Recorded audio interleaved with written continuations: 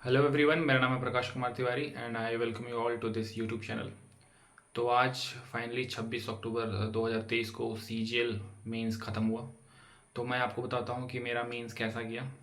तो वैसे तो बोलने को बहुत सारी चीज़ें हैं, पर मैं जल्दी से अपने अटेम्प्ट बताता हूँ ताकि वो लोग जो सिर्फ अटेम्प्ट्स जानने के लिए यहाँ पे आए हैं तो उनका टाइम बर्बाद ना हो। तो मैंने मैथ्स में बनाया है 20, और रीजनिंग में बनाया है मैंने 30, मैंने इंग्लिश में बनाया है 44, और मैंने जीएस में बनाया है 19। ठीक है। कंप्यूटर में मैंने बनाया है 16, और टाइपिंग मैंने जस्ट 3 सेकंड पहले ख़त्म किया है। तो ये रहा मेरा कि मैंने कितने अटेम्प्ट्स किए हैं। अब मैं डिटेल में सब बात सभी चीज़ों को बताता हूँ। तो पेपर खुला और मैं सोचा कि मेरा स्ट्रेटजी ऐसा होता है कि मैं स्टार्ट करता हूँ मैथ से और मैथ्स को देखते हुए पार होता हूँ। तो मैंने वैसे ही किया, मैथ से स्टार्ट किया। तो शुरू के 2-3 क्वेश्चन तो बहुत अच्छे बने, तो मुझे लगा कि ठीक है। हाँ, इसके पहले जो हमारा सेंटर था रांची में, वहाँ पे भीड़ इतनी भयंकर थी कि बिना अटेंडेंस के हमें बैठा दिया गया और जल्दी जल्दी कि एग्ज़ाम स्टार्ट हो रहा, जल्दी एग्ज़ाम करो, जबकि मैं टाइम पे गया था, बहुत पहले गया था फिर भी। तो वो थोड़ा सा पैनिक मोड तो था, लेकिन स्टार्ट अच्छे से हुआ, मैथ्स बनता गया।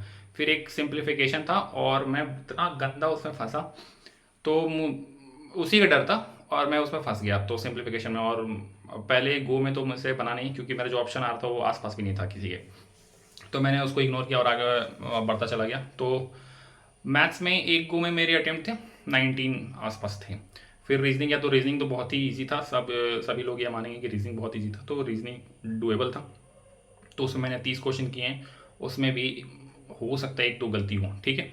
तो फिर रीजनिंग के बाद मैं वापस मैथ्स में आया, तो मैथ्स में मैंने वही जो सिंप्लीफिकेशन वाला सवाल जो मैं छोड़ा था वो करने की कोशिश की। और इस बार मैंने बिल्कुल स्टार्ट से बच्चों की तरह बनाना की कोशिश किया, तो बन गया। और 1/72 आई गेस आंसर था, वो आ गया। तो 20 अटेम्प्ट में उसके बाद मैं एक भी क्वेश्चन नहीं कर पाया, तो मैथ्स में छूट गया 10 क्वेश्चन। और ये मुझे बहुत ही अ, कष्टदायी लग रहा है, और मुझे लग रहा है कि कुछ दिन तो दर्द रहेगा दिल पे कि मैथ्स बहुत गंदा गया। ठीक है यार, सबका ही गंदा गया होगा, मुझे लगता है कि मैथ्स टफ ही था इस बार, पिछले बार से तो बहुत ज़्यादा ही टफ था। तो मैथ्स में बहुत ही कम अटेम्प्ट्स हैं, और अगर 4-5 क्वेश्चन और अटेम्प्ट कर दिए होते तो मैं बड़ा खुश होता कि अपने हिसाब से जो परफॉर्म करना चाहिए था वो तो करके आ गया हूँ।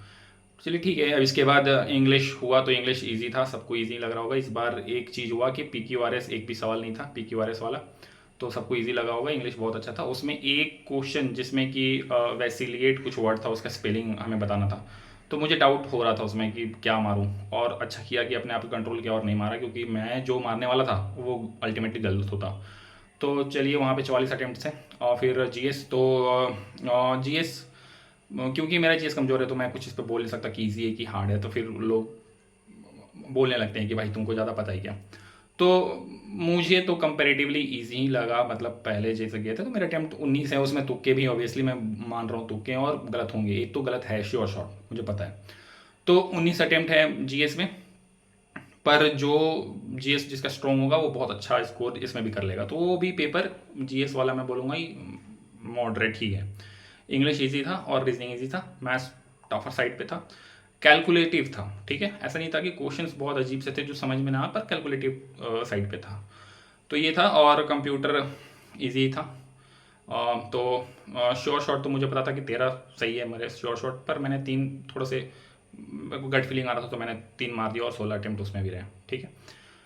मैथ्स के बारे में ये बोलूँगा कि जो हम ये करते हैं ना कि बहुत ज़्यादा ज्ञान इकट्ठा कर ले दिमाग पे और बहुत सारे थ्योरी शॉर्टकट और ये सब कर ले, वैसा कुछ नहीं था। मुझे लगा कि जो इंसान कैलकुलेशन स्पीड ज़्यादा अच्छा कर रहा होगा रेदर देन नॉलेज गेनिंग, उसका बहुत अच्छा गया होगा मैथ्स, क्योंकि कैलकुलेटिव पेपर था। ठीक है, ईजी पेपर नहीं था, कैलकुलेटिव था, बहुत ही ज़्यादा कैलकुलेटिव था। तो ये हुआ। सारा ओवरऑल मैं बता चुका हूँ आपको। हाँ, फिर टाइपिंग, जब टाइपिंग चालू हुआ तो कीबोर्ड, मुझे नहीं लगता कि इससे हार्ड कीबोर्ड मैंने आज तक कभी ट्राई किया। मैं वैसे एक टाइपिंग क्लास ज्वाइन किया हूँ, तो वहाँ पे जब अलग अलग तरह के कीबोर्ड है, तो मुझे लगता है कि चलो ठीक है, इतना हार्ड कीबोर्ड पे प्रैक्टिस करूँ तो ठीक है। लेकिन इस ये वाला जो कीबोर्ड था ये कुछ ज़्यादा ही हार्ड था, बड़ा भयंकर हार्ड था। तो मैं तो उनका हाथ पैर पड़ता रह गया कि भैया चेंज कर दो, लेकिन उन्होंने चेंज नहीं किया। तो चलो ठीक है, उससे मैंने टाइपिंग करना स्टार्ट किया। और भाई साहब, जो मेरे हाथ कांपने लगे, क्योंकि मैं आपको बताता हूँ कि मेरे जो प्री का रिजल्ट आया उसके बाद मैंने टाइपिंग स्टार्ट किया है। ठीक है, टाइपिंग मुझे पहले से नहीं आता था। प्री के रिजल्ट के बाद मैं टाइपिंग कर रहा था, तो इसलिए मुझे टाइम भी नहीं मिल रहा था वीडियो बनाने के लिए, तो मैंने वीडियो बनाना छोड़ दिया था क्योंकि मुझे बहुत चीज़ करना था, या मेंस की भी तैयारी करनी थी और टाइपिंग भी करना था क्योंकि टाइपिंग मेरा जीरो था। तो उसके बाद टाइपिंग किया और फाइनली 3 सेकंड पहले, मतलब ऑलमोस्ट मैंने पैसेज ख़त्म किया, 1 2 3 और ख़त्म हो गया टाइम, तो 3 सेकंड पहले मैंने टाइपिंग को ख़त्म किया जैसे तैसे। तो चलिए ठीक है, बहुत ही हार्ड कीबोर्ड था, तो ऐसे मेरा टाइपिंग ख़त्म हो गया। और अभी मैं अभी अपने बारे में बताता हूँ कि अभी लाइफ कितनी हेक्टिक सी चल रही है। तो अभी ऐसा है कि अभी 1 तारीख को SBI PO का प्री है, ठीक है, 2 तारीख को CHSL का मेंस है। तो वो तो अब मुझे उससे उम्मीद नहीं है क्योंकि मेरा टाइपिंग उतना हो नहीं पाएगा। 15 मिनट दिया तो उसमें मेरा 3 सेकंड पहले ख़त्म हुआ। तो अब मैं चाहूँ कितना भी मतलब टाइपिंग कर लूँ, मुझे नहीं लगता कि मैं वो टाइप कर पाऊँगा। तो CHSL तो होने से रहा, तो 2 तारीख को वो है, फिर 5 तारीख को 5 नवंबर को मेरा IBPS का भी मेंस है। तो अभी करंट अफेयर्स भी पढ़ना है और ये सब भी करना है, तो बड़ा ही अभी हेक्टिक लाइफ चल रहा है और मुझे ऐसे 3 रात टाइपिंग करना है। और हाँ, EPFO SSA का भी टाइपिंग है, तो EPFO SSA टाइपिंग पता नहीं कब आएगा, अगर 1 2 महीना बाद हो तो शायद मैं प्रैक्टिस कर लूँ, पर अभी 5 6 दिन के बाद ही अगर बुला ले तो मुझसे नहीं हो पाएगा। आज के टाइपिंग को मैंने देख लिया था, मतलब लास्ट में मेरी उंगलियाँ इतनी भयंकर कांपने लगी थी कि मैंने वो जो सीखा हुआ था वो फॉर्मेट वो सब भूल के बस मारने लगा नॉर्मल जो इंसान मारता टाइपिंग वैसे, और जस्ट 3 सेकंड पहले मैंने ख़त्म किया, ठीक है। तो ऐसा रहा मेरा एग्ज़ाम, और अब पता नहीं रिज़ल्ट क्या होगा क्या नहीं होगा।